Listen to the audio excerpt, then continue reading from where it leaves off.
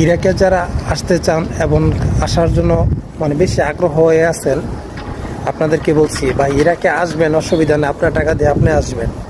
কিন্তু এই দেশে আসার পর যদি আপনি কান্নাকাটি করেন, তাহলে কি আপনি কি একটু আগের থেকে ভাইবা চিন্তা আসা উচিত না? বিষয়টা হলো, বর্তমান ইরাকের অবস্থা খুবই খারাপ। আপনার ইরাকে কিন্তু অনেক বাঙালি ভাই, অনেক পুলিশ কিন্তু আপনার বাঙালি ভাইদিকে ধরতেছে। তাই বলবো, যারা ওই ইরান হয়ে আসেন, সেটা না আসে চেষ্টা করুন বৈধ হয়ে আসার জন্য। বৈধভাবে কিন্তু আসা যায়, আসা কিন্তু আকামা করা যায়। তা আপনারা যদি এই কাজটা করেন, তাহলে আপনাদের জন্য ভালো হবে।